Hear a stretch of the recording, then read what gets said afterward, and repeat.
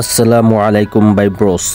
বিগত একটি ভিডিওতে আমি আপনাদের কাছে আমার উচ্চতা, প্রয়োজনীয়তা এবং সামর্থ্যের ভিত্তিতে একটি বাইক সাজেস্ট করার জন্য অনুরোধ করেছিলাম। একজন নতুন মোটর ব্লগার হিসেবে আপনারা আমার সেই ভিডিওতে ব্যাপক রেসপন্স করেছেন এবং আমার জন্য আপনাদের অভিজ্ঞতা অনুযায়ী সিলেক্টেড 5টি বাইক থেকে একটি বাইক সাজেস্ট করেছেন। বাই ব্রোস, আপনাদের সাজেশন থেকে আমি দুটি বাইক আমার জন্য চুজ করেছি। একটি হলো হর্নেট 2.0 এবং অপরটি ইয়ামাহা এফজেডএস ভার্সন 4। এই দুইটি বাইক থেকে আমি যে কোনো একটি বাইক কিনবো ইনশাআল্লাহ।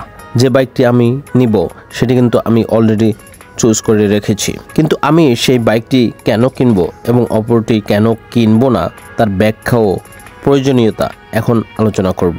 তাহলে প্রথমেই আমার ইন্ট্রো হয়ে যাক।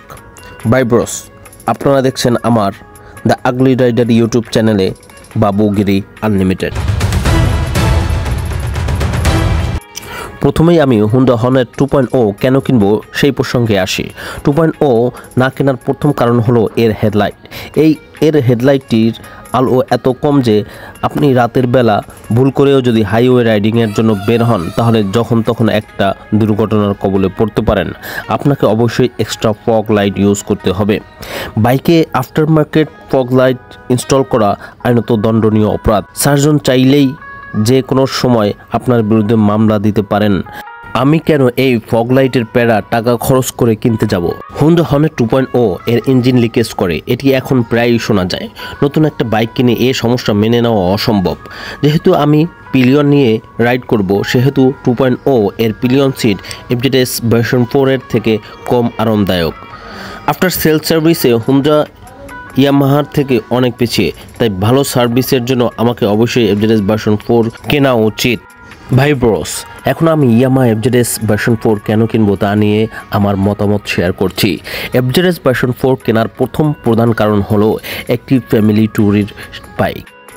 ফ্যামিলি নিয়ে অবশ্যই আপনি দূর থেকে দূরান্তে এফজেডএস ভার্সন 4 নিয়ে কমফোর্টলি ভ্রমণ করতে পারবেন, ভালো একটা মাইলেজ পাবেন। যেহেতু আমি একজন জেন্টল রাইডার তাই আমার পাওয়ারের প্রয়োজন নেই। 80-90 সর্বোচ্চ 100 কিমি পার আওয়ার হলেই আমি খুশি, যা এফজেডএস ভার্সন 4 থেকে অনায়াসে আমি পেয়ে যাব।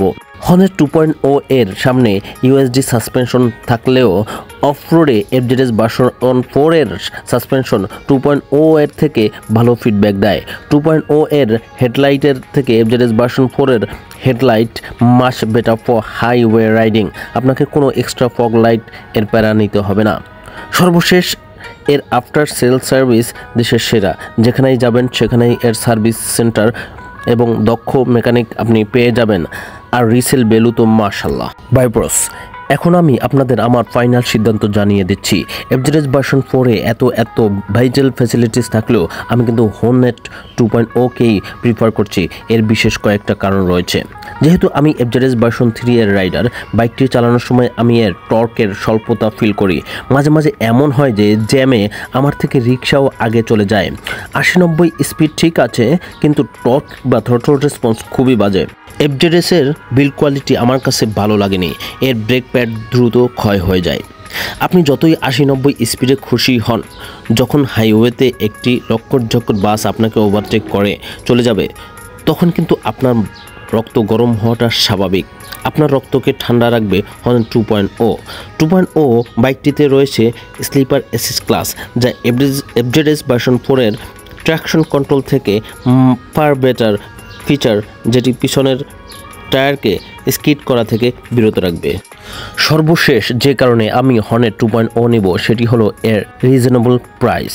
1,39,000 রুপির বাইকটি আমাদের দেশে পাবেন 2,89,000 টাকায়, যেখানে 1,26,000 রুপির ইয়ামাহা এফজেডএসের দাম 3 লাখ টাকা। B4 এর দাম 3 লাখ হওয়ার বিশেষ একটি কারণ হলো ইন্ডিয়া থেকে যখন লটে B4 দেশে আসে তখন দৈব শক্তি অর্থাৎ পীর আউলিয়াদের আশীর্বাদে বাইকটির কোয়ালিটি আকাশচুম্বী হয়ে যায়।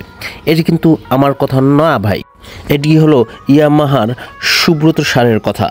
ইয়ামাহার কোয়ালিটি নাকি সবার থেকে ভালো, তাহলে ইন্ডিয়াতে কেন বাইকটির দাম অন্যদের তুলনায় কম? তখন এর কোয়ালিটি কোথায় থাকে?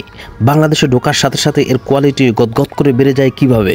উপরের সব বাদ, এই অযৌক্তিক দামের কারণেই আমি হর্নেট 2.0 কিনবো ইনশাল্লাহ।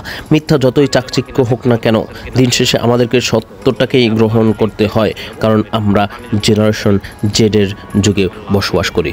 সবাইকে ধন্যবাদ। আসসালামু আলাইকুম।